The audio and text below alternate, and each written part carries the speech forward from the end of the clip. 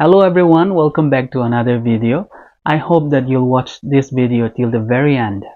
If you're single, you are probably praying for God to show you the right person for you, the person God is grooming specifically for you, or you're dying to meet this person. I believe you've heard of these terms more times than you can count. Soulmate, made for each other, the one and only, or the right person. Or the two more recent and scientific terms, quantum resonance or quantum entanglement. Let's define the term quantum resonance and quantum entanglement. Quantum resonance and quantum entanglement are metaphorical terms. Obviously, they are scientific terms, but they're metaphorically used in dating terms also.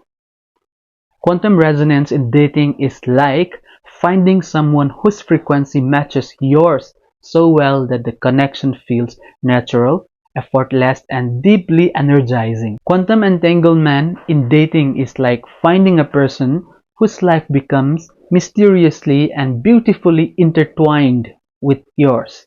Logic, distance, or time can't undo the connection. All of these point towards something called destiny, someone you are meant to be with, someone made specifically for you. Or in the words of Tom Cruise in Jerry Maguire, there is just one person that complete us. You complete me. But the problem with destiny is that we don't have much of a choice because your fate is already decided. Next to following Jesus, the most important decision you will ever make is choosing your life partner. Unfortunately for some of us, if not many of us, in our quest to find this one person, this special person, we mistake infatuation for love.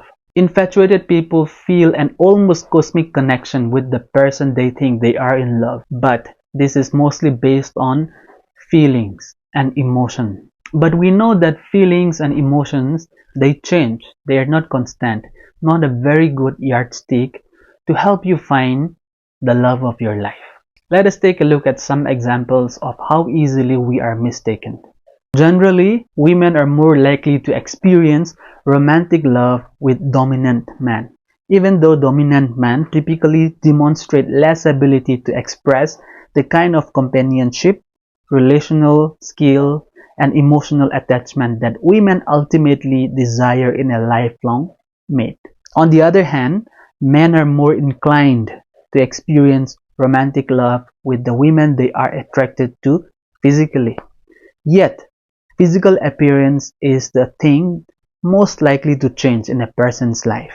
Fun fact, the average lifespan of an infatuation is almost always less than 2 years, 12 to 18 months. What happens after that?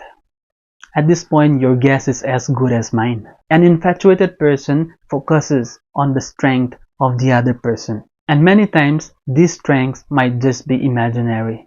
And they are blind to the weaknesses of that person. And most times, these weaknesses are readily apparent to the outside observers. Psychologists liken infatuation with addiction. It affects the same regions of our brains as cocaine or gambling. Some people are genetically predisposed to fall in love more often and more intense than others, just like some are more prone to alcoholism. That's why some people cannot bear to stay single. They go from one relationship to another relationship because it is like an addiction. Infatuation can do that to us. So what's the deal with soulmate? What is soulmate? A lot of Christians have Christianized the term soulmate, but is it even biblical? Let's take a look. Its origin cannot be found in the Bible, but it can definitely be found in the writings of Plato. The 4th century Greek philosopher Plato surmised in the book Plato's Symposium that there was once a super race of androgynous humans that made an attempt to overthrow the gods. This super race consisted of brown people, comprising both male and female, 2 faces, 4 arms, and 4 legs in one person. And in that state, they were getting too powerful. So Zeus said, I will now cut each of them in two. They will be both weaker and more useful to us, meaning the gods, through the increase in their numbers. So Zeus split them into two, and this forceful cutting supposedly left both halves desperate to be reunited. When the two halves did finally reunite, all they could do was cling to each other. That led to their death. After they were split into two, they were no longer powerful and a threat to the gods. You see, according to Plato, romantic love makes us weaker. But the Bible tells us that love makes us stronger. So, what is your love doing to you? Is it making you stronger, or is it killing you each day from the inside? Is it taking you apart piece by piece? So now to identify someone as God chosen or Plato's soulmate, it's easy. You just have to feel it in your gut. You can't live without that person. It's easy, there is no hard work involved. The language of the Bible does not suggest that there is one right choice for marriage. Rather, all the teaching passages seem to suggest that there is wise and unwise choice. We are advised to use wisdom, not destiny, as our guide in choosing our life partner. But this is not to say that God cannot bring two people together for a specific task. God has done it in history. God can do it again. God is capable of doing anything. He can make it happen. But there is nothing in the Bible that tells us that God will bring people together always. There is no normative for us to follow. But again, God can make it happen if He chooses to do so. Paul taught that whether you want to marry or not, that's your choice. In 1 Corinthians chapter 7 verse 39, in regards to the widows in the context of marriage, Paul says that they can marry whoever they want as long as they belong to the family of God, as long as they are believers. In short, we can choose. We are free to choose. We have the freedom of choice. While the Bible does not talk about soulmate, it does talk about exercising discernment, which is a spiritual gift. Discerning someone's character, true values, and compatibility for marriage. That's a lot of hard work. The Bible tells us to exercise wisdom. It's different from saying, God has chosen this person for me. He or she is the right person, so I have to marry no matter what. It's totally different. Infatuated people marry without seriously considering character, compatibility, life goals, family desires, spiritual health, and other important things.